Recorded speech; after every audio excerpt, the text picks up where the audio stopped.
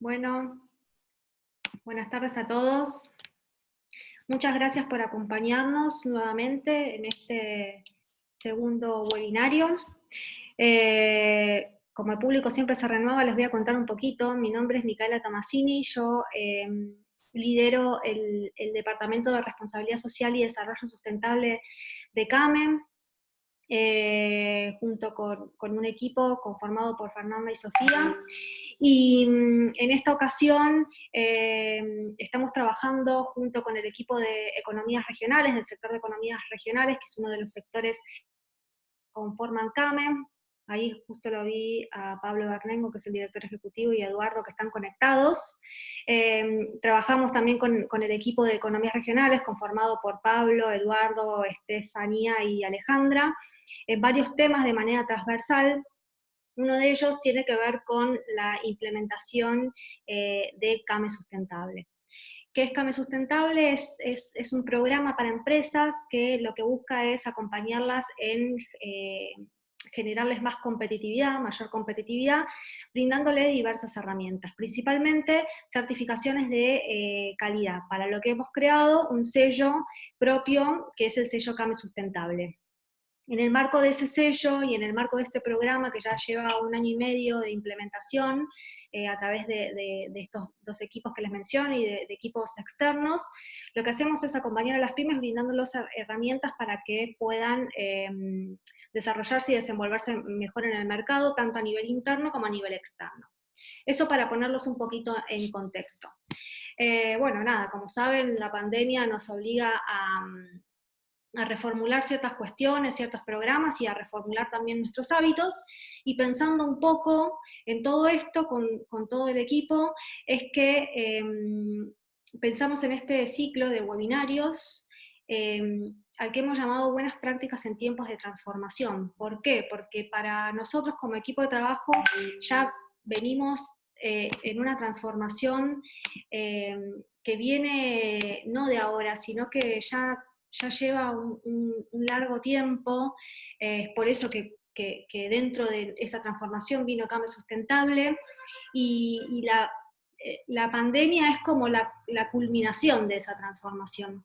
Nos vamos preguntando y tomando mucho algunas cuestiones que nos plantean nuestras pymes, nuestras cámaras asociadas, que son los que representamos y los que nos acompañan, cuáles son un poco los desafíos o cuáles son las herramientas que necesitan para seguir adelante en este contexto en el que requiere transformarnos, requiere la transformación y la colaboración de todos, tanto desde el nivel personal de cada uno, y en nuestros hábitos y nuestras costumbres, y luego ya llevado a un nivel más social y económico, en donde es necesario que nos replanteemos diferentes cuestiones de consumo, de producción, de convivencia. Entonces, un poco en todo esto se enmarca este ciclo y se enmarca el espíritu que nosotros queremos transmitir desde el equipo de Cambio Sustentable, desde el sector de regionales, con las cámaras y las pymes que representan, y desde, por supuesto, el sector del Departamento de Responsabilidad Social, donde trabajamos todos juntos de manera transversal para poder alinear a las empresas y acompañarlas en esta transformación y en esta transición hacia nuevos modelos de producción y de consumo. Así que, bueno, un poco la idea es esa, para no detenerme más, pero me parecía importante ponerlos en contexto. Hoy vamos a estar hablando sobre manipulación de frutas y hortalizas. La verdad es que nos acompañan 2 referentes bastante importantes. Antes de pasar a lo que nos compete, voy a darles algunas especificaciones técnicas. Por favor, todos mantengan el micrófono silenciado para que sea más fácil y podamos escuchar todos mejor a los disertantes.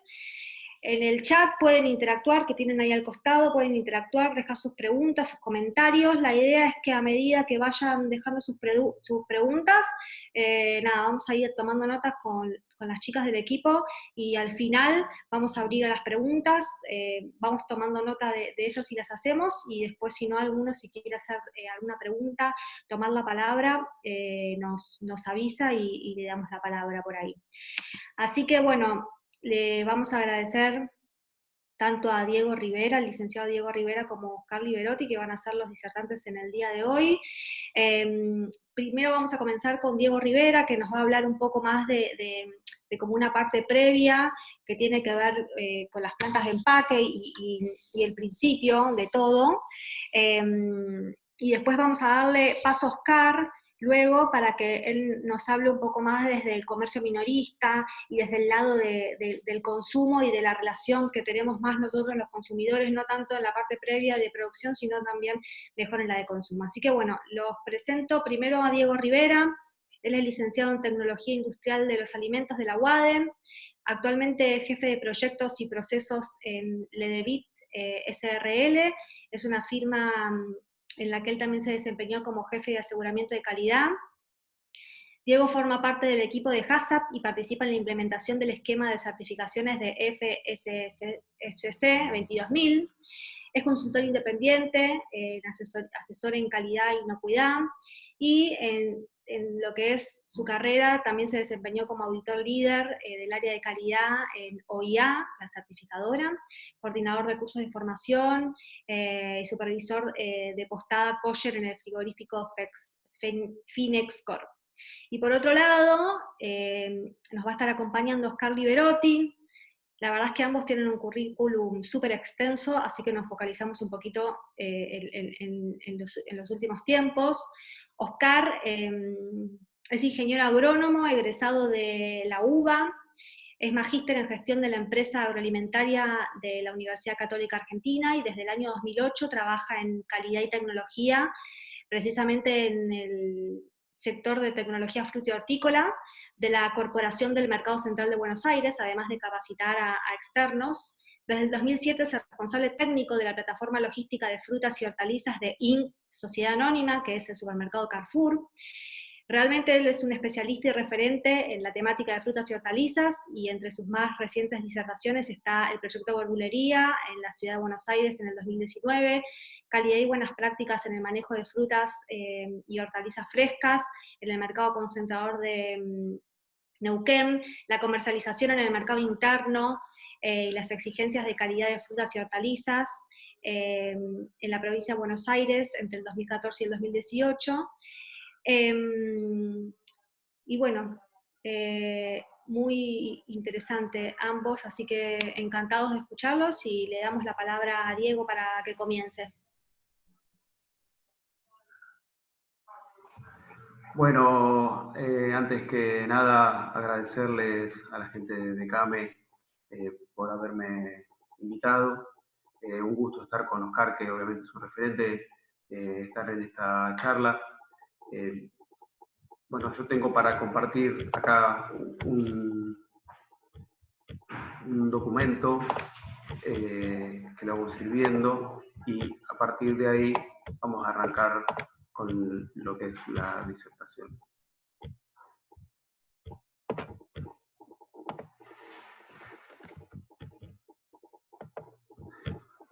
No sé si se puede ver.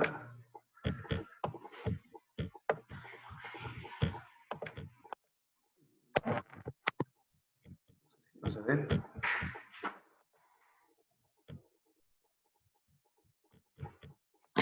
¿Tefi tiene autorizado compartir pantalla? Hace un rato lo compartí en la prueba, no sé ahora. Sí, sí, no me aparece nada igual acá, para darte el ok todavía. ¿Vos ya estás compartiendo? Estoy intentando, pero antes lo abría y ahora cambió como la configuración. Ahora me sale solo la pantalla.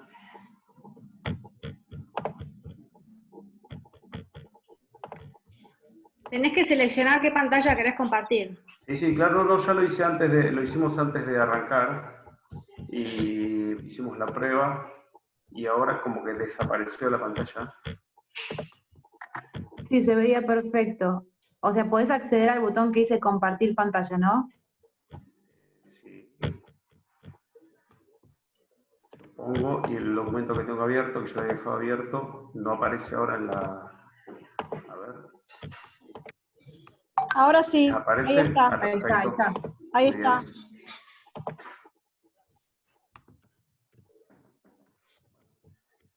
Correr un poquito esto esto de acá, así ya lo veo bien. Bueno, esto es lo que vamos a tratar de hablar hoy. Vamos a hablar de las buenas prácticas en tiempo de transformación, vamos a hacer una introducción un poco a lo que son las buenas prácticas.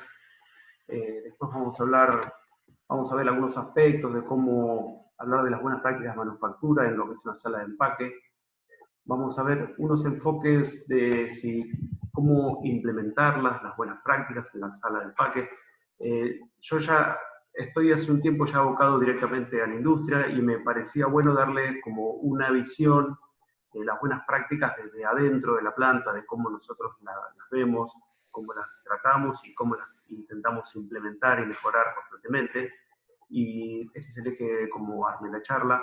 Vamos a hablar de algunas matrices como unas herramientas para ayudarlos a, si en algún momento tienen que enfocarse en implementar las BPM, u otra norma similar, como, bueno, ahora que los chicos están sacando el sello de CAME sustentable, pueden tener como el pensamiento de esta matriz de análisis para ver cómo implementar BPM u otra norma, y al final vamos a ver cómo se adecúa las BPM, una adecuación COVID con las nuevas exigencias que hay, en lo que son una planta de empaque, o un lugar o un establecimiento, o sea, alguna transformación de fruta hortaliza un poco más grande.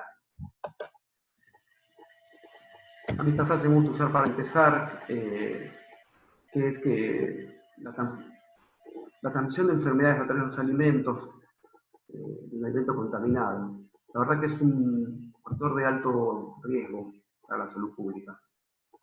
A partir de esto, por eso la importancia de las BPM en la implementación en los establecimientos que manipulan alimentos, y dentro de los que es alimentos hay algunos que son de mayor riesgo o menor riesgo por el grado de manipulación que tienen, por el grado de manejo, o por los grados de los pasos de muerte que pueden tener alguna operación, que podamos disminuir alguna contaminación existente, y en otros, como por ejemplo las frutas, que quizás el producto final es muy parecido a la materia prima, porque tienen quizás mínimas operaciones, en muchas hortalizas también, y algunas son de consumo directo. Es muy importante tener las BPM implementadas por los riesgos que genera el consumo de este tipo de alimentos. Aparte del causal de grandes pérdidas económicas, suspensión del cierre de actividades, cuando hay un inconveniente con un alimento contaminado, es un factor de riesgo muy alto.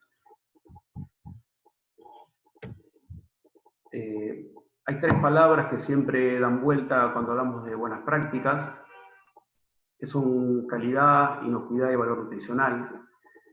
Normalmente cuando compramos un alimento, o en la verdulería o en el supermercado, se supone que hay cosas que las damos por hechas. Por ejemplo, una es la inocuidad y otro es el valor nutricional. Cuando alguien va a comprar algo, ya como que supone que el alimento es inocuo. Lo único que nosotros nos fijamos cuando vamos a comprar alimento muchas veces es, nos enfocamos mucho en la calidad. Por ejemplo, quizás podemos ver que la calidad puede llegar a ser negociable, pero la inocuidad no. Entonces, la importancia de implementar las BPM, por esto el carácter obligatorio que tiene en el Código Alimentario, es algo para prestarle mucha atención. Bueno, las BPM, como saben, son obligatorias, figuran en el Código Alimentario argentino, con el nombre de la resolución 8096, desde esa época está ahí, y después fue levantada por un reglamento. No vamos a hablar de la norma todo puntual, porque la verdad que es un poco aburrido a verlo, pero yo se las voy a intentar enfocar de una manera que sea un poco más digerible para ustedes. La norma habla, las BPM habla, en estos 5 puntos serían como la podemos resumir para que sean de fácil entendimiento.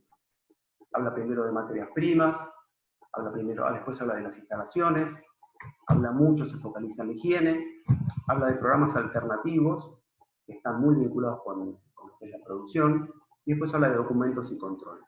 Todo esto dentro de un marco de la prevención de la contaminación cruzada.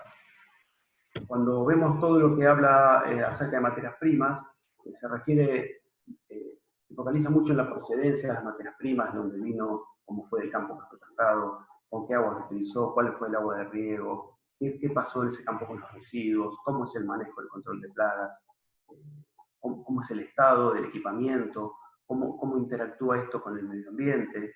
Y después hablar toda una parte de cómo son los depósitos y cómo son los transportes desde el campo hasta la sala de empaque. Si el otro día estuvieron en alguna charla que dio Pedro Landa, o si ven otra documentación, estos datos que les estoy comentando, netamente es un resumen de las buenas prácticas de los alimentos, de las buenas prácticas agrícolas, perdón. Hay escucho un ruido medio raro que me distrajo. Las buenas prácticas agrícolas es un resumen de este ítem al principio que figura en las buenas prácticas. Después se focaliza bastante en lo que son las instalaciones. Las instalaciones tienen un alcance, las instalaciones dentro de todo el área de empaque, o del establecimiento, aunque no sea solamente empaque, que pueda hacer el tratamiento de frutas o de cualquier tipo de alimentos. Y el alcance que tiene está focalizado sobre las áreas de manipulación, sobre el equipamiento, sobre los vestuarios, sobre los depósitos, todo lo que es edilicio, vinculado con unos lineamientos de materiales que son permitidos, tipos de materiales en la recomendación, el diseño de equipos, habla de la facilidad de limpieza vinculado con el diseño. Por ejemplo, si hablamos de tanques, quiere decir que sean, por ejemplo, de materiales que no sean absorbentes y que tengan buen drenaje. Eso sería la facilidad de limpieza en función a un diseño material. Después también habla de la ventilación de las áreas, habla de la iluminación, habla de los drenajes, tener buenas pendientes. La parte de instalaciones es fuerte, en la norma tiene presencia y... Hola. Bueno, luego se refiere a la higiene.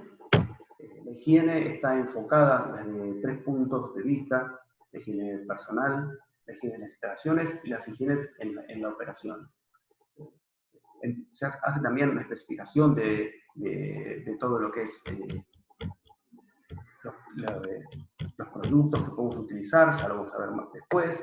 Y también cuando hablamos al final de la adecuación en estos momentos, lo que está pasando con el COVID, vamos a ver que en las pautas higiénicas normales que están descritas, hay una oportunidad de mejora ahí que tenemos que acomodar para poder cumplir con las nuevas restricciones que tenemos respecto con el COVID. Bueno, acá me explayo un poquito cuando cuando la norma habla de la parte de higiene. Cuando habla de higiene personal se refiere a todo lo que es lavado de manos, uso de guantes, estado de salud de las personas, la vestimenta, la conducta que tienen ellos, que tenemos al trabajar. Cuando habla de la higiene de las instalaciones, en esta parte hay 2 programas que empezamos a hablar, que es tener descrito cómo son la limpieza de las instalaciones, de las áreas de trabajo, cómo son los procedimientos de higiene, que a futuro esto se convertirá en los POEs, y también habla de la capacitación del personal y de la capacitación de la gente para poder llevar adelante buenas prácticas y llevar adelante los procedimientos de limpieza para lograr el objetivo. Y después habla un momento de lo que es la higiene en la operación, durante la elaboración, durante el manejo, de tener controles en los ingresos de las materias primas, buena gestión en las operaciones, siempre en un marco de prevenir la contaminación cruzada. Las buenas prácticas también mencionan unos programas alternativos que son muy importantes a llevar adelante en las zonas de empaque, que es cómo llevamos adelante el manejo de plagas, cómo hacemos la gestión del agua, cómo es el manejo de los residuos y las sustancias peligrosas. La gestión de agua es muy importante porque el agua está muy involucrada en varios de los procesos y la calidad del agua que tenemos que tener es importante en los diferentes sectores y en las diferentes etapas del proceso. Y al final dar una parte de documentación y control. los controles en los que mencionamos y las documentaciones mínimas. Si nosotros nos ponemos a ver las buenas prácticas como están descritas en el Código Alimentario, aproximadamente la palabra contaminación cruzada se menciona unas 60 veces. Y las palabras relacionadas con higiene, limpieza y desinfección, aproximadamente más de 90 veces se menciona en la norma. Esto quiere decir que si tenemos que hacer un resumen de qué serían las buenas prácticas, bueno, son las prácticas higiénicas llevadas adelante para prevenir la contaminación cruzada y para reducir los riesgos de contaminación. Cuando tenemos que hacer la implementación de las buenas prácticas dentro del ámbito laboral, bueno, es importante conocer primero las buenas prácticas, que es esto que estuvimos hablando, saber de qué tratan, y nosotros sabemos bien cómo es nuestro proceso. Entonces sabemos que en lo que es la componente de la calidad de las frutas, de las verduras que estamos hablando, ya encarándolas como producto terminado, sabemos que todo lo que es los atributos que hablamos antes de nutricionales y de inocuidad, cuando llega al producto final, el comprador como que lo da por hecho, como que sabe que si va a comprar una manzana, entiende el valor nutricional que puede tener, quizás también entiende que puede tener un valor agregado, si entiende cómo sea el origen del producto. La inocuidad casi que no está en juego, cuando alguien va a hacer una compra, entiende que el producto es seguro, y nos focalizamos mucho sobre lo que es los componentes de calidad. Por ejemplo, apariencia, uniformidad, frescura, madurez, textura, todo lo que vemos del producto. Los deterioros que pueden sufrir en todo lo que es el proceso, después vamos a hablar un poco más de las operaciones que llevan adelante, están muy relacionados los deterioros con lo que es el manejo del cultivo en el campo y cosecha, las operaciones de transporte, las operaciones una buena operación de selección, eliminar productos dañados que después pueden ser vectores de contaminación para otras frutas, todo lo que son los lavados y los tratamientos. Yo creo que el desafío que nosotros encontramos es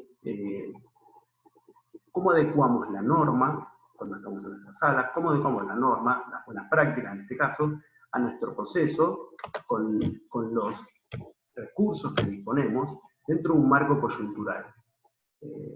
Muchas veces nos encontramos que depende de dónde sea el área de empaque, y depende de la envergadura de la empresa, son diferentes los recursos, las zonas, y el desafío se encuentra en poder acoplar, adecuar estos requisitos que figuran en el Código Alimentario al proceso existente. Yo creo que esa es una de las claves de la implementación, poder adecuar los requisitos a nuestro proceso. Un enfoque para poder lograr esto es conocer dónde estamos parados. Entonces, si nosotros en una sala de empaque tenemos que implementar las buenas prácticas, y si ya las tenemos implementadas, queremos saber cómo están, tenemos que saber el punto de partida. Una buena herramienta para saber cuál es el punto de partida es hacer un diagnóstico inicial. Entonces, el diagnóstico lo podemos hacer nosotros mismos, lo podemos solicitar a una empresa externa, alguien que venga y nos diga con una opinión externa, imparcial, que a veces nosotros hay cosas que no las vemos, que nos digan en un informe, en una visita, en una auditoría puede ser, al sector, nos dicen el diagnóstico inicial de cómo tenemos la sala de empaque. Referido a las buenas prácticas, ¿no? Obviamente. O al establecimiento que estamos hablando. Hay establecimientos de mucha envergadura, y establecimientos que son un poco más acotados. En algunos tenemos recursos, lo que hablábamos antes, tenemos recursos internos que lo podemos hacer, y en otros no tenemos apoyo quizás de calidad y tenemos que pedir ayuda externa. Lo bueno de los diagnósticos iniciales que emiten con un informe, está muy bueno que los informes sean ponderados. Un informe ponderado quiere decir que a nosotros de alguna manera nos puntúan, nos ponen un número en decir, bueno, las BPM en este establecimiento o este establecimiento alcanzó X puntaje en el cumplimiento de los requerimientos de las buenas prácticas de manufactura. Entonces, eso está bueno saber dónde estamos parados, porque a partir de ahí nos podemos poner un objetivo de decir, bueno, ¿qué hecho tengo que mejorar? ¿Qué tengo que implementar para evolucionar? Esto lo hacemos en tanto y en cuanto tengamos la posibilidad, el recurso para poder tener un diagnóstico externo que nos avisen, o tener los recursos internos para poder hacerlo y poder ponderarlo. Sino también para lo que es la implementación, podemos, les voy a comentar algunas matrices que podemos hacer, algunas herramientas, para saber cómo es el punto de partida, dónde estamos parados. Una herramienta es la que se llama de flujo doble o diagrama de flujo doble, que sería, tomando uno de los flujos, es el que se llama flujo vertical, que sería como el ingreso de la fruta del campo, suceden una serie de operaciones adentro del establecimiento, adentro de la sala de empaque, y de la sala egresa el producto empacado. Ese sería el que tenemos que pensar como el flujo vertical, que es el flujo de la fruta, de la hortaliza, el flujo del alimento. Esto lo podemos cruzar con otro flujo de todo lo que entre a la sala de empaque contra todo lo que salga. Entonces, si cruzamos estos dos flujos, nos puede llegar a dar algo como este formato, que sería, que nos dice todos los ingresos, todos los egresos, estos egresos cómo interactúan con el medio ambiente, cómo interactúa con nuestro personal que trabaja, y cómo impacta en el producto final, y que obviamente llega a nuestros clientes. Todo lo que sucede dentro de la sala de empaque son diferentes operaciones. Entonces, esta herramienta de lo que trata es empezar como a desagregar todos los ingresos y todos los egresos y ver estas interacciones. Yo les voy mostrando, son formatos, son ideas que podemos ir trabajándolas. Por ejemplo, esto es una herramienta de decir, todo lo que está centrado acá entre materia prima y producto final, son todas las operaciones que pueden suceder, que suceden normalmente en una sala de empaque, depende de la envergadura, depende del tipo de fruta, depende del tipo de hortaliza que sea, son más operaciones o menos operaciones, pero todas implican un transporte desde el campo, implica una descarga, implica un control de almacenamiento inicial, después implican diferentes operaciones relacionadas con selección, lavado, desinfección, secado, encerado, una serie de operaciones dentro, hasta que después llegamos a un envasado, un empaque final, se almacena el producto, que quizás la condición de almacenamiento final no es la misma que el almacenamiento inicial, a veces tampoco es la misma cámara, ni el mismo sector, y un transporte final. Bueno, acá estarían como desagregadas todas las operaciones. A la izquierda vemos todos los ingresos, que era lo que antes le dijimos input, desagregado, sería empezar cuantas más operaciones suceden adentro de la sala de empaque, normalmente mayor son la cantidad de inputs que tenemos sobre ingresos que tenemos sobre nuestro sistema, sobre nuestro establecimiento. Entonces acá hay un listado, por ejemplo, agua de lavado, clorinación del agua de lavado, vapor directo si es que necesita, si necesita vapor, los insumos relacionados con caldera, insumos relacionados con la conservación, que pueden ser detergentes, pueden ser desinfectantes, pueden ser ceras, productos que le otorguen un brillo inicial, un brillo al final de la caja, todo lo que son productos de limpieza, material de empaque, lubricantes. Normalmente son muchos productos químicos, todos deberían ser de grado alimenticio, aptos para el uso. Todos los que son productos químicos que están relacionados con los lubricantes de las maquinarias, manejo de plagas, si son lubricantes debería ser en grado alimenticio, tipo H1. También si tenemos plantas de tratamiento de efluentes, los productos que son para tratamiento de efluentes. Entonces, este desagregado es un listado que cuando uno lo empieza a listar todos juntos, nos damos cuenta que son extensos. En muchos de estos productos vemos que quizás tienen, está involucrada una determinada concentración para no dañar a veces cuando leemos las etiquetas, te dice usado en la dosis justa no afecta a la salud. Entonces todo lo que es la preparación de estos productos es muy importante. Otra herramienta que nos ayuda a desagregar todos los inputs, podemos hacerlo por sector, podemos ir sector por sector, depende también, repito, depende cómo sea la envergadura, si tenemos personal de mantenimiento, ir y consultarle qué es todo lo que compras, mostrame todo lo que ingresa a planta, que ingresa a lo que es las áreas de manipulación, y qué haces después con esos productos cuando los terminas de usar, que ahí serían lo que acá se mencionan como outputs o salida. Los residuos sólidos que se generan por el proceso, fruta enmascado, packaging, por ejemplo, quizás material de packaging, etiquetas, o viene con un packaging que después sale, se convierte en todo lo que son reciclables, productos que quizás, envases que quizás transportan productos químicos. Si nosotros no se lo devolvemos al proveedor, a nosotros se nos convierte como un manejo de una sustancia peligrosa. No sé, cuando a veces hacemos mantenimiento, utilizamos pinturas, ver después cómo es todo el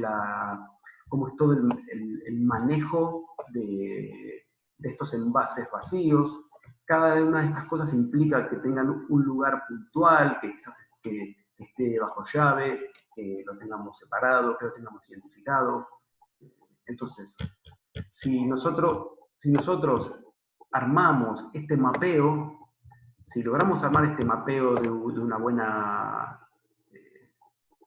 bien desagregado por todos los que son los ingresos, nuestras operaciones y los egresos, esto se convierte en una herramienta poderosa, este mapeo completo, porque nos da mucha idea, por lo menos lo sabemos con todos los elementos que contamos adentro de nuestro sistema, como para empezar a hacer lo que es el análisis de la situación.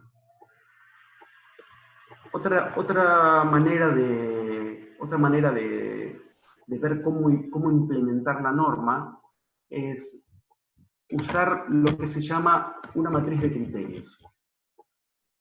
La matriz, cuando nosotros leemos las buenas prácticas de manufactura que están descritas en el código, podemos ver que las normas están escritas bajo determinados criterios. Si desglosamos esos criterios, es decir, bueno, veamos con qué criterios está escrita la norma, las buenas prácticas puntualmente, las agrícolas también es muy parecido, podemos ver que los criterios que se utilizan al escribir la norma son criterios de higiene, criterios de orden, de integridad, especificación, uso e identificación. Hay más, puede ser que haya algún que otro criterio, pero estos son los más operativos al momento de la implementación de la norma dentro de la sala de empaque. Entonces, una vez que tenemos listados los criterios, que sabemos a qué se refiere cada criterio, por ejemplo, la higiene, bueno, es sencillo, la parte de higiene, después cuando veamos los ejemplos, el orden se refiere al orden espacial, al orden temporal, al orden cronológico. La integridad es que después de lo que hablemos es que esté entero. La especificación se refiere a cómo tiene que ser. El uso es el uso previsto y la identificación, bueno, se explica solo. Entonces, ¿cómo se usa esta herramienta? Una vez que en esta doble entrada, en una parte apuntamos los criterios, del otro lado podemos empezar a ver los diferentes sistemas que tenemos dentro de lo que es la sala de empaque. Esto que estamos haciendo es como intentar cambiarle el ángulo a la implementación de una norma de buenas prácticas dentro del área de empaque. Entonces, a veces puede ser que nos frustramos un poco porque no sabemos por dónde empezar a implementar. Entonces, si uno se encuentra en esa situación, las herramientas son bastante útiles. porque te van ordenando el trabajo y te va diciendo lo que tenés que hacer. Entonces, por ejemplo, si hablamos, por ejemplo, de todo lo que es el agua, todo lo que sea aprovisionamiento de agua, el uso de agua en el empaque, el uso de agua en el estado que se encuentre, ya sea vapor, ya sea agua de lavado. Si cruzamos agua con higiene, en este criterio, acá se refiere está hablando de la potabilidad del agua, usar agua potable, cuáles son los tratamientos que tengo que hacer al agua para mantener lo que sería como la higiene del agua, cómo es la higiene respecto a los tanques que contienen el agua. Entonces, empezamos a cruzar los programas o los sectores que queremos enfocar en lo que es el área de empaque con estos criterios. Por ejemplo, cuando habla de la integridad, agua, y con integridad estamos hablando el estado de los tanques, el estado de las cañerías, el estado de las bombas. Cuando habla de la especificación, si tenemos determinadas necesidades físico-químicas que tiene el agua, o cómo es el agua, por ejemplo, en un sector que después la tengo que ablandar un poco, la tengo que declorinar, depende de cómo sea el uso que necesite. ¿Cuál es el uso previsto y la identificación? La identificación sería, si yo tengo, por ejemplo, agua potable, agua no potable, agua recirculada, tengo diferentes tipos de cañerías, sería la identificación de las cañerías respecto a la provisión del agua. Provisión del agua es un ítem que en todas las normas lo vemos, el agua es muy importante. Entonces, cuando a veces empiezas a leer un poco la norma, de esta manera es como que desglosamos los requisitos que tiene el programa en función a los criterios. Otro ejemplo, por ejemplo, hablando del equipamiento. Y saben, por ejemplo, si hablamos de equipos en función a higiene, acá estamos hablando de lo que cómo son los procedimientos de limpieza de ese equipo. Si hablamos del orden, por ejemplo, podemos ver uso exclusivo de determinados utensilios para algo, para una operación o un equipo o para otra operación. Cuando hablamos de la integridad de equipo, la integridad es un integridad sencillo porque cuando lo tenemos que analizar, porque siempre habla de que esté entero, cómo está, en equipos en buen estado, que no tenga pintura, que pinturas no se descascaren, que estén hechos de materiales adecuados. Bueno, cuando habla de especificación, habla mucho de lo que es el diseño de los equipos, cómo son las soldaduras. Bueno, entonces, esta herramienta nos permite hacer un escaneo de todos los que son los programas y los sectores de la planta en función a los criterios. Bueno, y otro tema que tenemos que hacer cuando hacemos si tenemos que hacer la implementación de la BPM es marcar los objetivos alcanzables. Entonces, a veces, no sé, como que no nos ponemos el objetivo es implementar los BPM y es un objetivo de máxima. Entonces, si nosotros lo vamos desmembrando con estas herramientas, nos podemos poner objetivos más cortos. Por ejemplo, el objetivo que nos planteemos es tan buenos que sean alcanzables y que sean claros, plantear objetivos claros. A veces el problema con los objetivos, cuando nos queremos plantear objetivos, está basado un poco en el método de reacción de los objetivos, nos cuesta un poco plantear un objetivo para cumplir. Entonces, porque acá esto es una herramienta que se utiliza, yo la uso bastante cuando tenemos que plantear objetivos en una implementación. Por ejemplo, el planteo los objetivos se pueden plantear de manera cualitativa o se puede plantear de manera cuantitativa. Por ejemplo, un objetivo cualitativo sería este primero que está acá, que dice implementar manejo integrado de residuos, MIR, como está MIR, manejo integrado de residuos, en todo el establecimiento, según los estándares del código, en un año.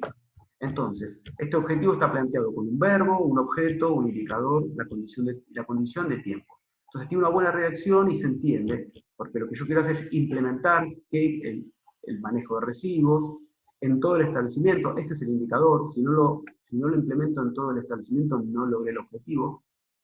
según, esta es la condición, según los estándares del código y en tiempo, en un año. También a veces el objeto y el indicador depende porque el método, la redacción no queda bien, entonces se puede alterar, puedo cambiarlo el indicador por el objeto, entonces puedo plantear el objetivo de otra manera, por ejemplo, dictar 3 capacitaciones internas referente a BPM antes de diciembre de fin. Entonces es un objetivo claro y alcanzable. Si doy 2 capacitaciones, no alcanza el objetivo, es medible, por eso es cuantitativo. Entonces, en lo que es la implementación de la norma, lo que hablamos fue conocer las BPM, conocer nuestro proceso, ver cómo es esta unión, esta adecuación de las BPM a nuestro proceso, independientemente de la envergadura que sea nuestro proceso. Las BPM están iguales para todos. Saber cuál es el punto de partida, lograr hacer el uso de matrices para lograr la implementación y poner los objetivos alcanzables para no quedarnos en el camino y no frustrar. Respecto a lo que es la adecuación de las buenas prácticas con la coyuntura que estamos viviendo, hay algunos requisitos que son obligatorios respecto con el COVID para evitar lo que son los contagios, y tendríamos que ver cómo adecuamos esto a nuestras prácticas normales que tenemos dentro de la SAC. Entonces, cuando leemos las buenas prácticas, en el punto 6.3, que habla de enfermedades contagiosas, ya acá hace mención a que la dirección de los responsables de la empresa tomarán medidas necesarias para que no se permita que ninguna persona que se sepa o sospeche que padece o es vector de una enfermedad susceptible, lo habla puntualmente de transmisible por alimentos, no podrá trabajar bajo ningún concepto en las zonas de manipulación. Entonces la norma, a pesar de tener muchos años, ya habla de esto. Nosotros, los que trabajamos en alimentos, estamos acostumbrados al uso de barbijo, lavarnos las manos, a cambiarnos la ropa, a la separación, pero bueno, viene bien a refrescarlo, y capaz que en algunos procesos esto se nota un poco, está más intensificado, y en otros establecimientos no tanto. Entonces, ¿cómo podemos hacer, qué tenemos que tener en cuenta para adecuar nuestras salas y nuestras prácticas habituales con esta coyuntura? Entonces, sabemos que muchas empresas, para volver a trabajar, las alimenticias seguimos trabajando, pero tenemos que tener mucho cuidado en el traslado del personal. Se intensificaron mucho los controles en el ingreso, a pesar que había controles normales, pero no tanto, por ejemplo, detección de febriles, tomar la temperatura. Esto trae un poco de complicaciones, depende de la envergadura del lugar, por la cantidad de gente que entra a la misma hora. A veces está bueno, si el proceso lo permite, hacer ingresos escalonados para no tener justamente evitar lo que es la concentración de personas. Quizás venimos haciendo todo bien y concentrar toda la gente porque están esperando que tomen la fiebre, entonces ahí hay es peor amigo que el problema. La desinfección de suelas, depende de la envergadura del proceso, ya era algo habitual, desinfectar zapatos, cambiarse, no ingresar a las zonas de manipulación con el calzado habitual. El tema más complejo de lo que son las plantas de empaque y los establecimientos que elaboran alimentos es el tema de evitar la concentración de personas. En algunos procesos es posible separar la gente, y bueno, cuando no, hay que tomar algunas precauciones, por ejemplo, paneles de separación, con paneles con acrílicos. El otro día estuve en una planta que estábamos haciendo un trabajo de distanciamiento y solamente se hizo con un arco de caño y 2 vueltas de stretch. Entonces, lo importante es lograr la separación entre puestos para evitar para poder lograr la distancia social obligatoria que nos bajan desde las autoridades. Un punto complejo a tener de que hay que tener mucha atención son las áreas donde se come, porque uno en ese momento no utiliza el barbijo, es difícil respetar la distancia, pero bueno, hay que lograrlo. Lo mismo que antes, logrando con separadores o comiendo en turnos separados. En ese momento uno está sin el barbijo y bueno, el riesgo aumenta. También nosotros estamos acostumbrados a todo lo que es el lavado de manos, pero ha aumentado mucho la frecuencia del lavado de manos, la frecuencia de la desinfección de áreas comunes y de objetos comunes como los picaportes, ya lo sabemos, el recambio de barbijos o el uso. Hay empresas que han adoptado la modalidad de comprar barbijos que sean lavables, dar 5, 6, 7 barbijos y la gente se lo va cambiando, se lo lleva a la casa y los lava y el otro se los trae. Eso es un tema porque sabemos que también hay faltante de insumos y después hay unos precios que son por las nubes. Hay que verificar la ventilación de los locales, que también esto ayuda mucho. Y bueno, y después tenemos que ver cómo se traslada estos cambios de frecuencia y cómo se trasladan los procedimientos que quizás antes tenían una determinada frecuencia y ahora tienen una nueva, y donde no estaba tomada en acción, se crean estos famosos protocolos para volver a trabajar. Quizás protocolos en transporte, en descarga, por cercanía. El secreto sería como adaptar los requisitos que son de carácter obligatorio a nuestro proceso.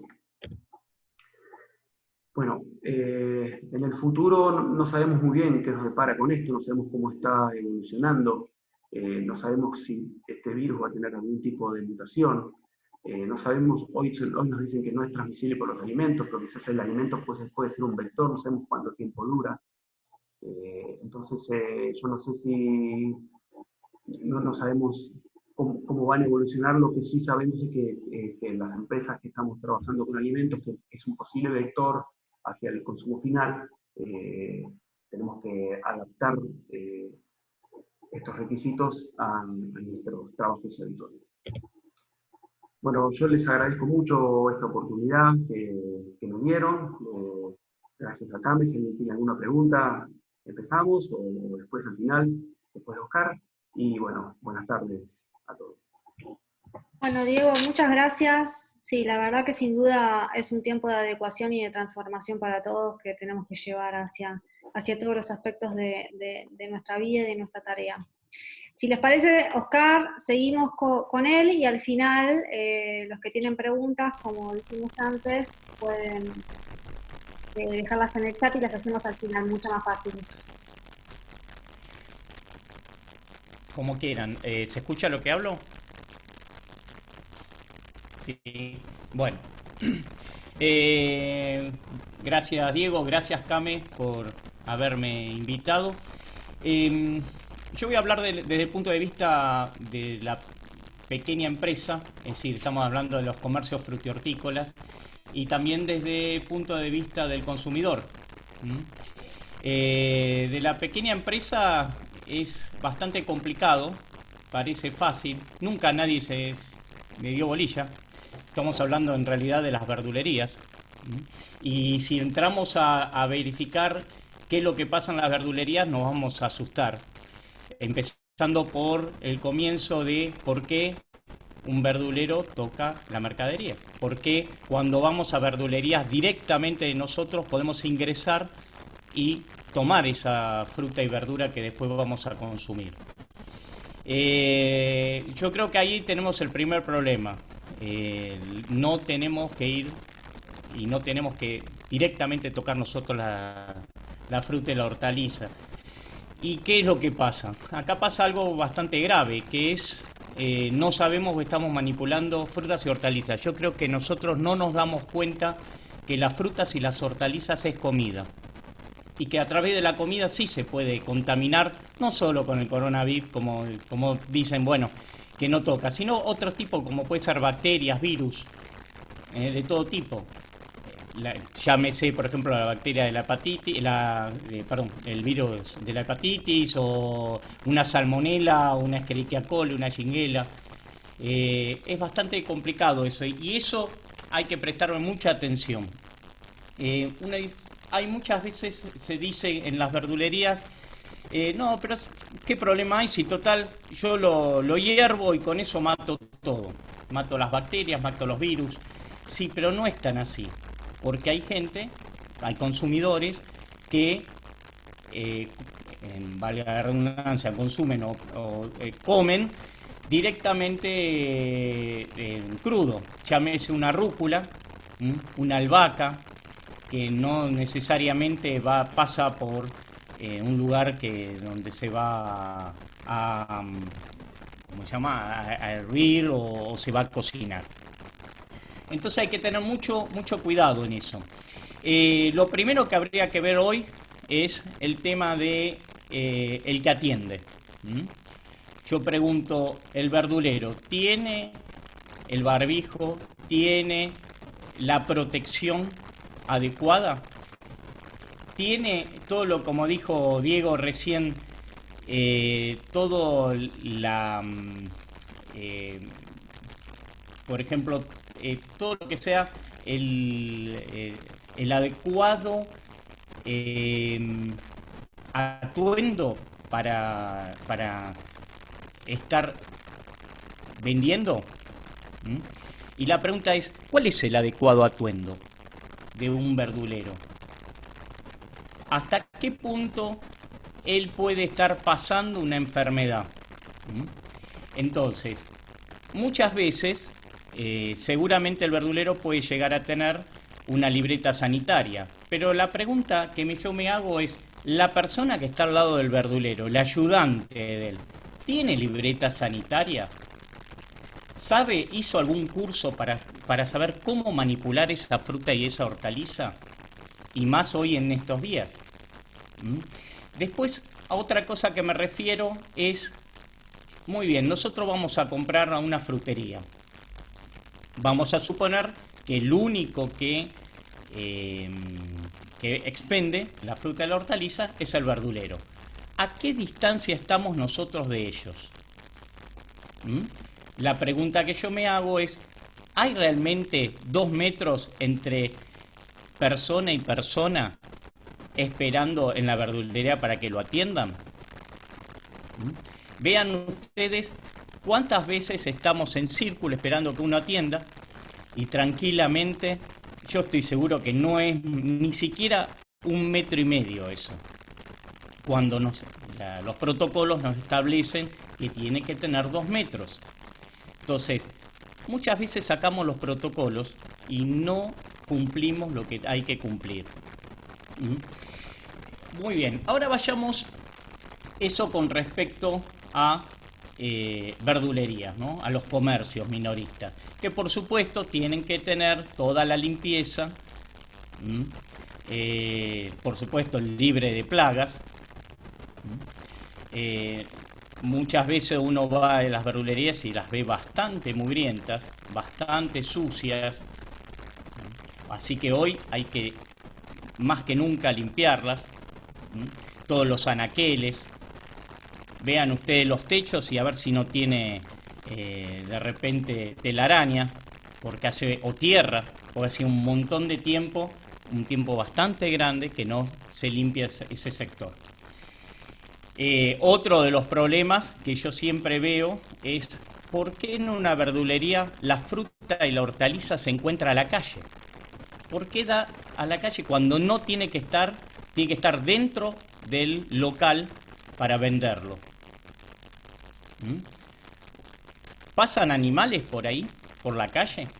El smog de los coches, de los transportes públicos o de los camiones que pasan por esa avenida o por esa calle, ¿no afecta a la fruta y la verdura? Todo eso es contaminación.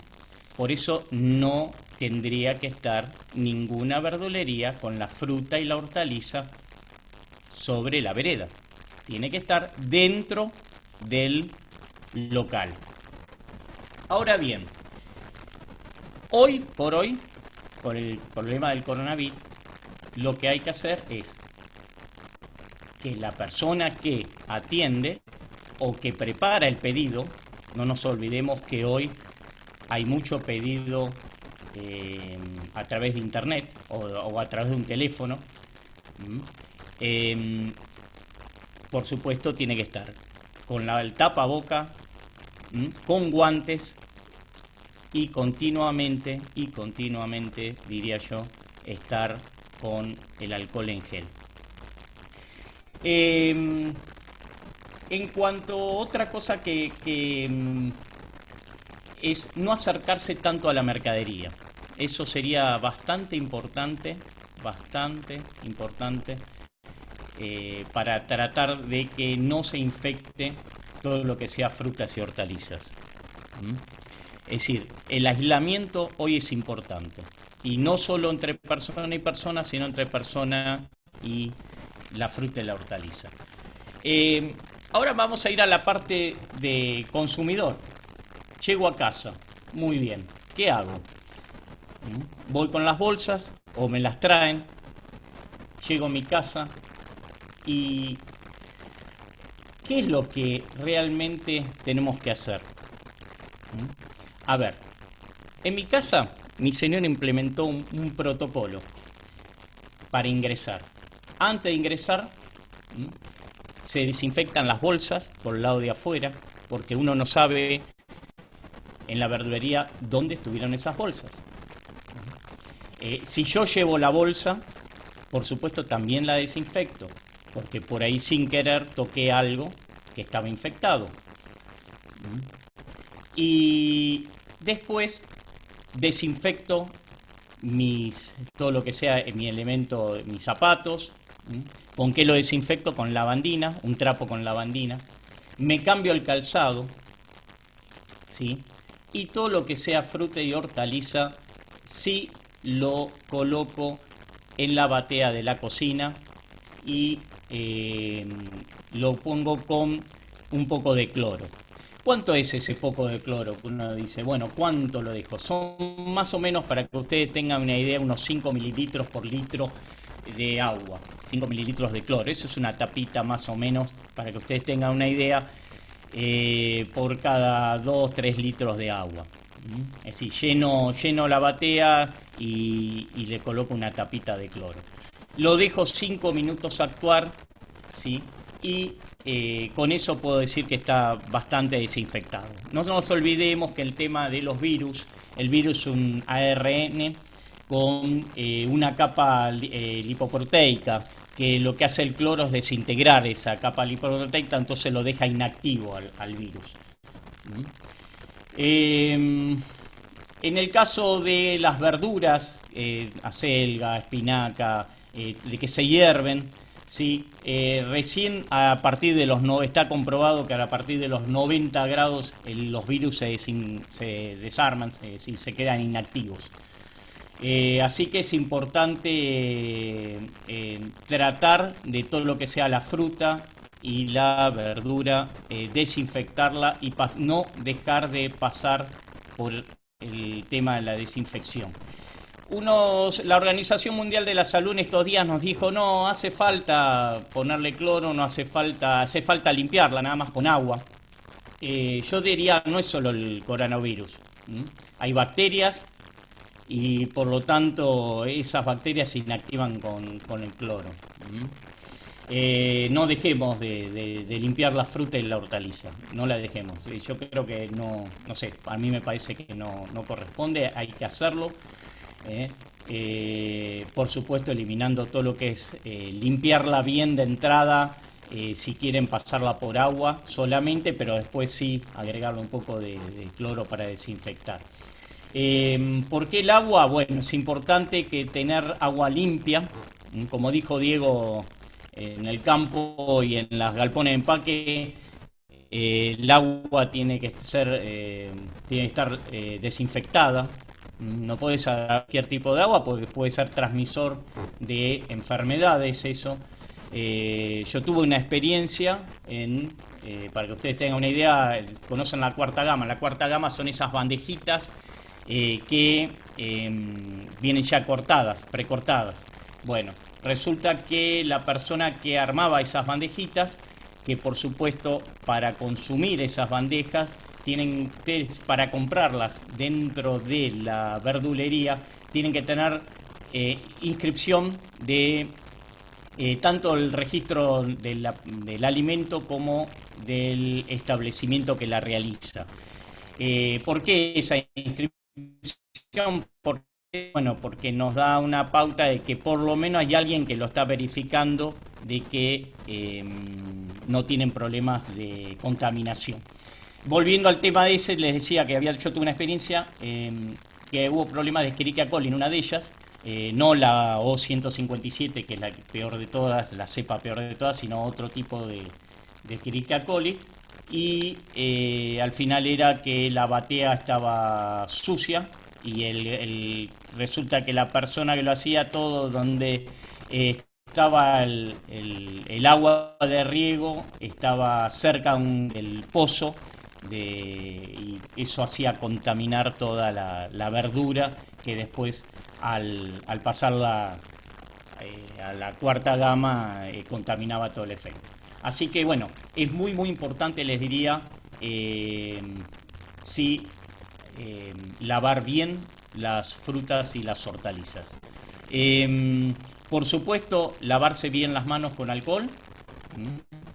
Eso no dejemos. Una cosa que es importante y que hay que tener cuidado, uno ve en las ferias minoristas que la persona que atiende, te da la plata, te da los tickets, te cobra por ahí con la tarjeta de crédito y bueno, él toca y manosea todo eso. Sería bueno que, por un lado, el que cobre o el que toca, manipulea el dinero, no sea la persona que tome la verdura y la hortaliza que está expendiendo.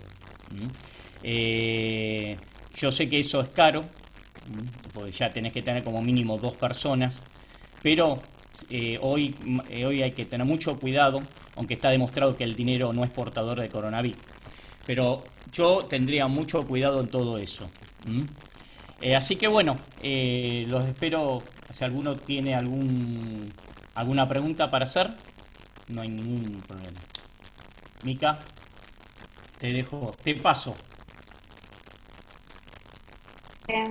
Tengo ahí está, tenía silenciado el micrófono. Bueno, muy interesante lo de ambos, la verdad que nos diste unos tips que te digo que bastante, yo tenía ahí tengo que algunos que rechequear, pero bien. Yo tengo una pregunta. Bueno, les recordamos que los que tengan alguna pregunta la pueden ir dejando por acá y las vamos, a ver.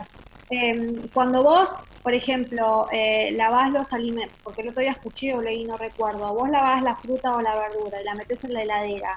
Después, cuando la vas a consumir, ¿la tenés que lavar nuevamente? Porque había escuchado algo por ahí que en la heladera se volvía a contaminar o algo por el estilo.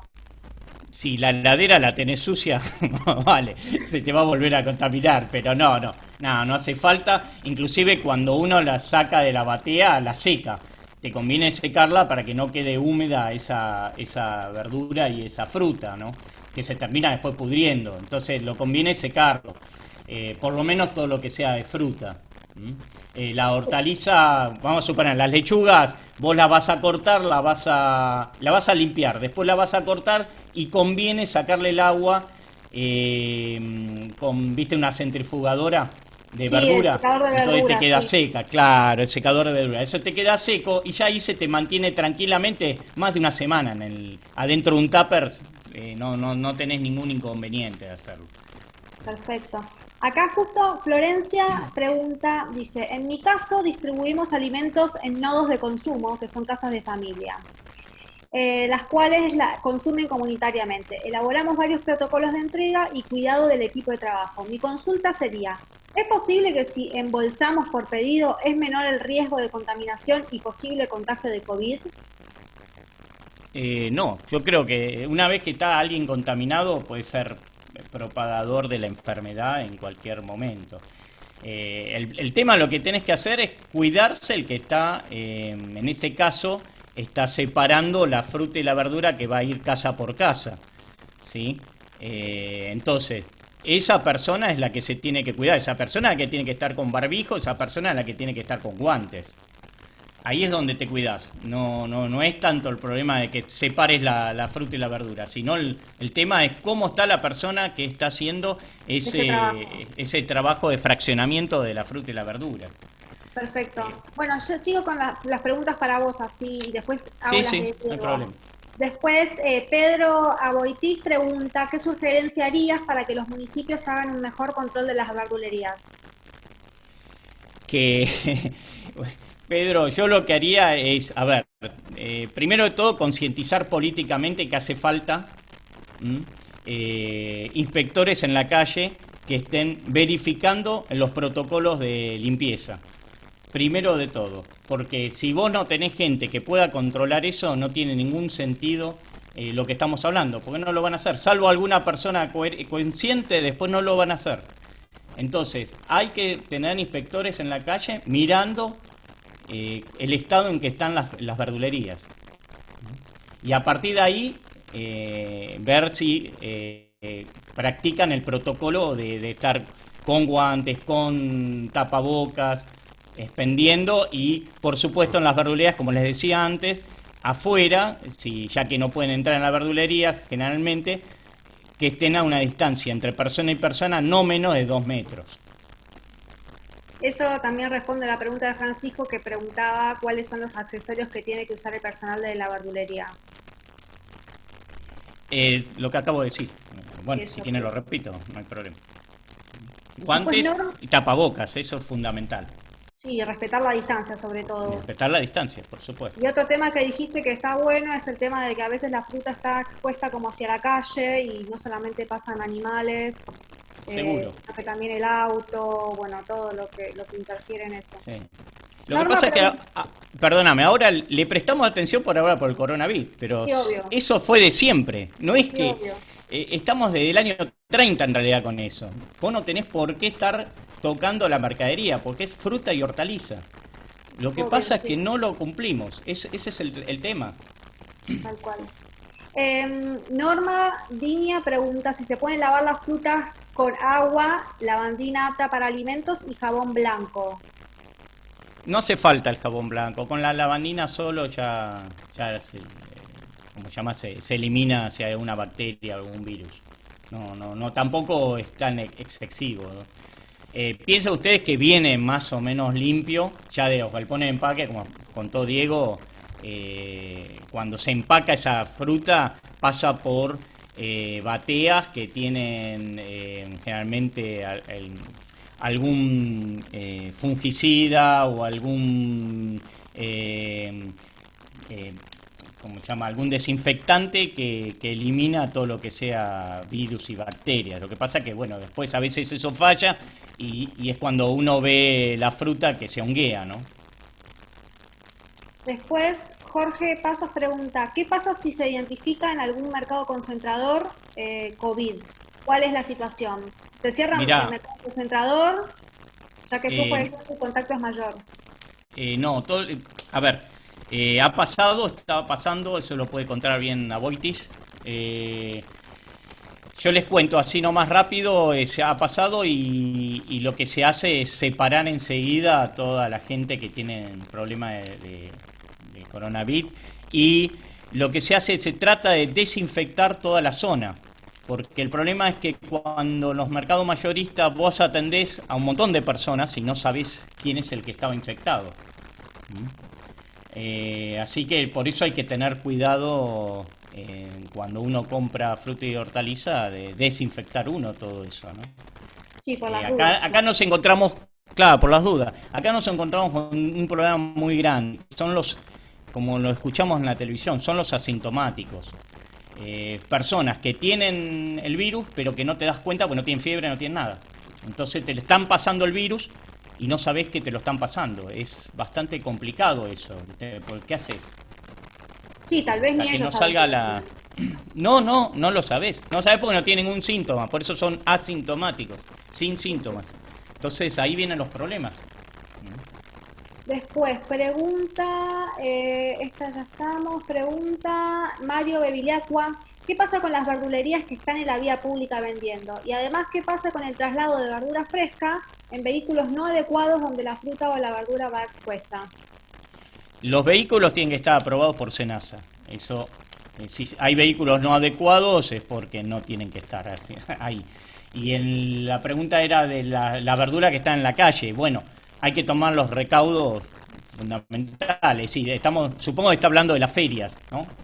¿Quién era? Sí, en la vía pública sí, o alguno que se pone ahí, qué sé yo, no sé. La palta es muy común en el microcentro, o era muy común. No, ya me doy cuenta. Sí, está hablando de la palta y de la frutilla. Por ejemplo, en la época hay gente vendiendo frutilla. Bueno, eso está prohibido. Eso no puede. Después que lo haga es otro tema. Pero ahí eso no tiene que haber nadie vendiendo fuera porque no están autorizados legalmente. Así que ahí ya es otro cantar eso. Sí. Después... Ahí están cuando me refiero yo a los controles. ¿Entienden? Sí. ¿Cómo haces para controlar eso? Si no controlás, si no tenés gente para controlar, es inútil. Podemos hablar, portate muy bien todo, pero después tenés gente vendiendo en la calle. Entonces, eso ya pasa por otro lado, ¿no? Sí, obvio. Lucía Herrera pregunta si en el mercado central se llevan a cabo todas las buenas prácticas que mencionaste. Sí, te digo más. Hay cosas que por ahí no las mencioné y están tapados, están con el correspondiente, la máscara, el tapabocas, todos los puestos tienen alcohol en gel. Sí, se está cumpliendo a rajatabla y gracias a Dios hasta ahora viene zafando de tener contaminación grande. Ustedes piensen que un día lunes por ahí van 5.000 personas al mercado. No es pavada eso, aunque haya uno solo que esté asintomático, que esté ahí repartiendo virus, puede ser un desastre. Gustavo pregunta, al recibir los cajones de frutas y verduras que vienen del mercado, ¿qué tratamiento debo hacer?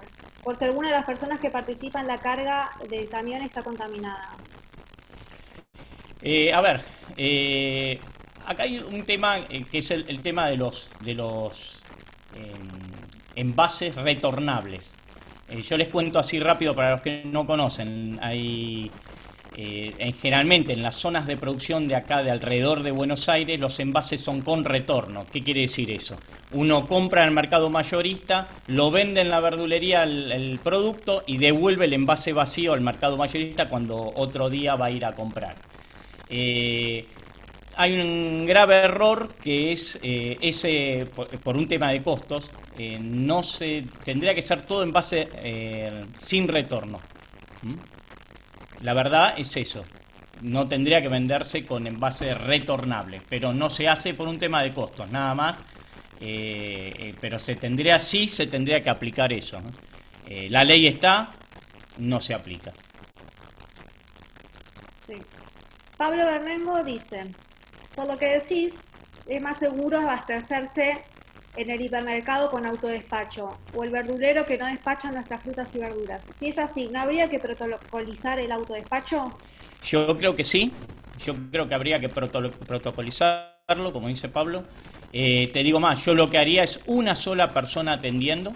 Por ejemplo, vamos a tomar claro y concreto un supermercado, tener una persona atendiendo, obligarlos a tener una persona atendiendo, la gente que no toque la mercadería, el consumidor, nada de estar eligiendo mercadería.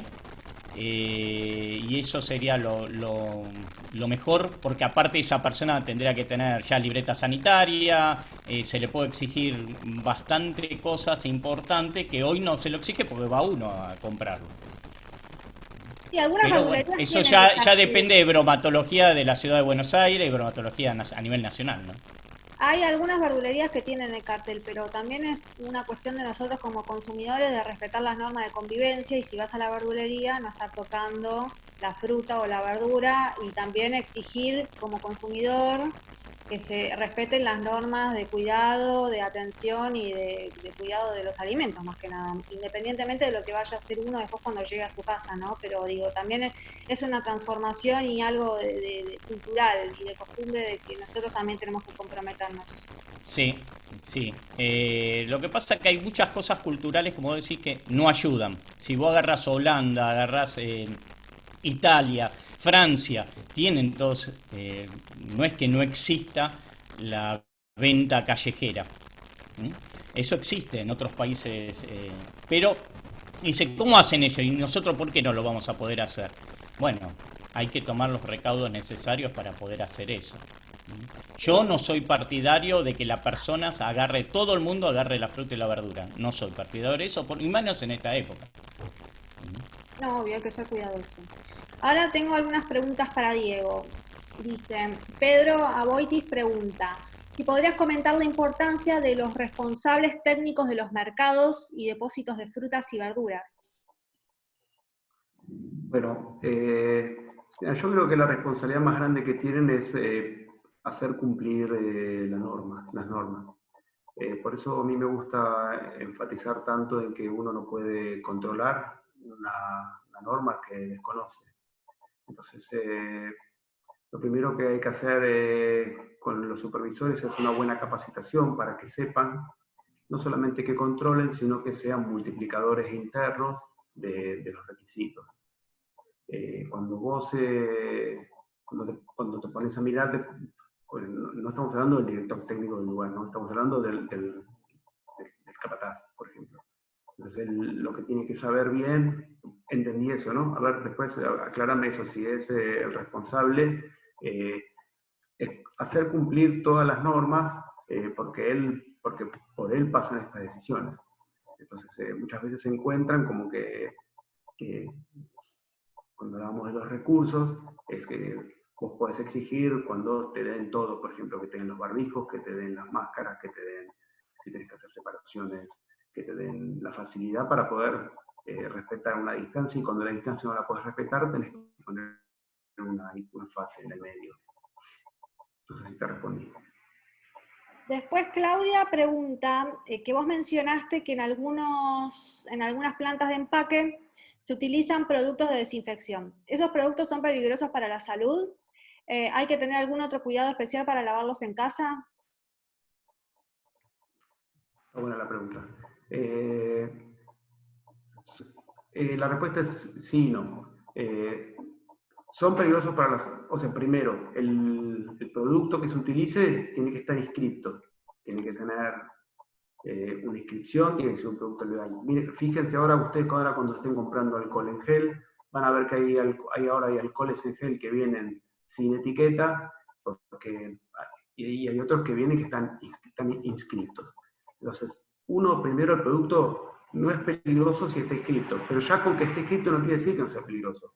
Hay una cosa fundamental que hay que tener en cuenta, que es la concentración en las preparaciones de los productos.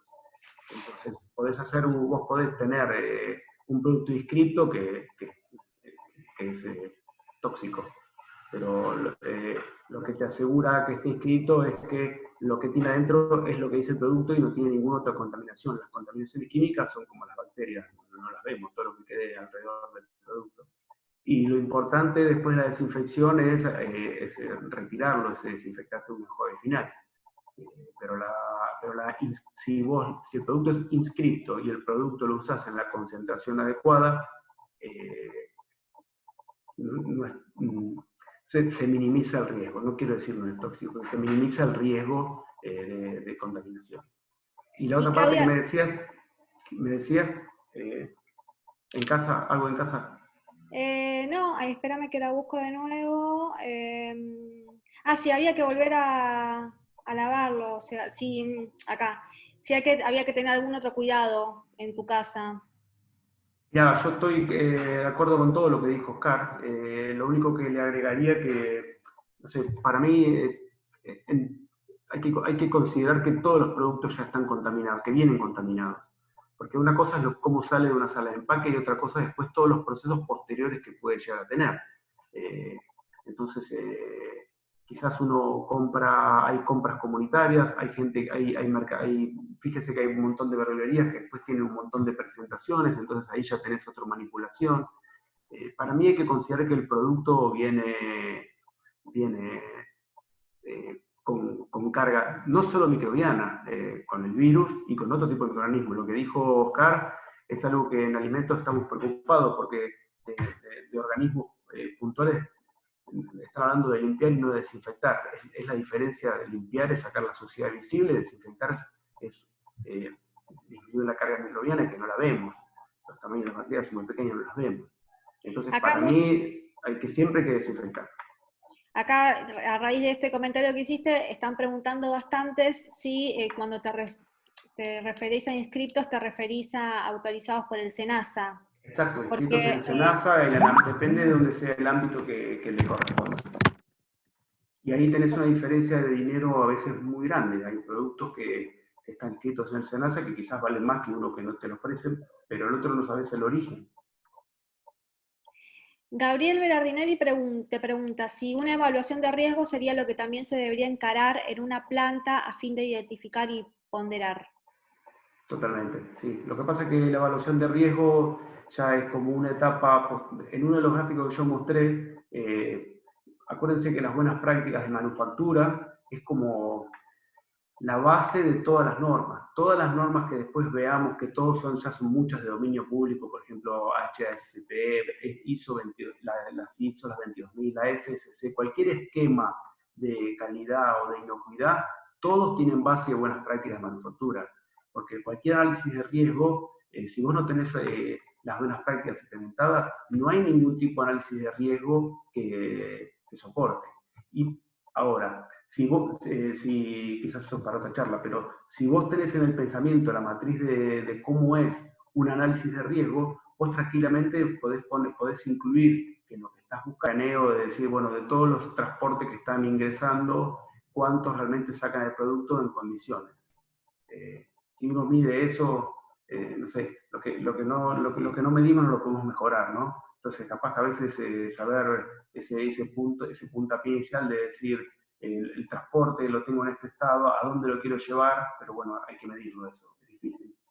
Sí, sin duda. No sé si Oscar, querés dejarnos, bueno, Diego también, alguna reflexión final.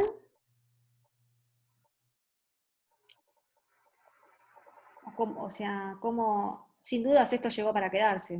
Igual yo... Bueno, Oscar está silenciado. Yo digo primero, sí, seguramente va a ser un buen cierre. Lo que dijo Oscar respecto a las inspecciones en la verdulería también es extensible a lo que es carnicería. Y a veces estas dos situaciones se encuentran en un establecimiento, carnicería y verdulería juntas, y todo lo que es la contaminación cruzada ocurre ahí peor porque es de crudo a cocido, de carne cruda a una fruta para consumir. Y en el medio del arrastre ya no te agarras COVID, pero te puedes agarrar tranquilamente de otra cosa, fácilmente. Sí, es bueno eso, de saber que las carnicerías también habría que extremar los cuidados. Exactamente. Es el paso antes de comprar, de que vos como consumidora compres. Sí. Así que es así. Y una cosa que dijo Diego, que yo lo único que quiero agregar es, por ahí era una pregunta, ¿qué pasa si pones de más productos? Sí, puede ser contaminante, por ejemplo, vos cloro, lavandina, que vas a ponerle una tapita, le agregás 5 tapitas y te puede producir algún problema, ¿viste? Así que hay que tener cuidado, es decir, ni mucho ni poco. Después otra cosa es, que quería agregar, no sé si lo dije, es si la verdura, por ejemplo, está sucia, normalmente con tierra, el cloro se desactiva. Entonces lo que conviene antes de sumergirla, conviene lavarla para que no quede tierra, para que después desactive ese cloro que después le vas a echar con la tapita, ¿no? Está bueno saberlo eso. No, te preguntaba si vos creías, como para ir cerrando, que si bien estas son costumbres y hábitos que tendríamos que tener siempre, si vos cómo ves que ahora va a reaccionar el consumidor, o si esto llegó para quedarse, o si realmente va a ser una transformación que nos va a atravesar a todos desde otro lugar. Yo creo que esto se hace hasta que salga la vacuna. Cuando sale la vacuna se acabó todo y volvemos a lo que estábamos antes. No le dimos bolilla, te digo, desde el año 30 que no le estamos dando... Nadie piensa en la parte esta de frutas y hortalizas. Muy poco se piensa, la parte higiénico-sanitaria. Y, ¿cómo se llama? Y por eso estamos como estamos. Es decir, no hablo del coronavirus, que a través de esto no. Pero, bueno, en el estado en que están las verdulerías. Y qué sé yo, no sé. Yo pienso que puede, sí, un buen una buena propaganda, una buena enseñanza de todo esto, por ahí la gente, como se llama, empieza a trabajar de otra forma en su casa, ¿no? Como consumidores, y a tener más cuidado de estas cosas. Ojalá, y si no, mientras tanto estamos nosotros aliándonos para traerles estos espacios de capacitación, de formación, de debate, y bueno, que todos podamos compartir un rato para aprender un poco más de buenas Seguro. prácticas respecto de los alimentos. Así que bueno, desde ya les agradecemos mucho tanto a vos, Oscar, como a Diego por habernos acompañado, a todos los que nos acompañaron durante este rato. Esperemos que lo hayan disfrutado y que se hayan llevado buenos consejos para su hogar. Bueno, gracias a Pablo Bernengo, a las chicas de todo el equipo de CAME. Y bueno, los esperamos Pablito. la próxima, que vamos a estar conversando sobre el bienestar animal. Así que bueno, muchas gracias a todos por acompañarnos. Nos vemos la próxima.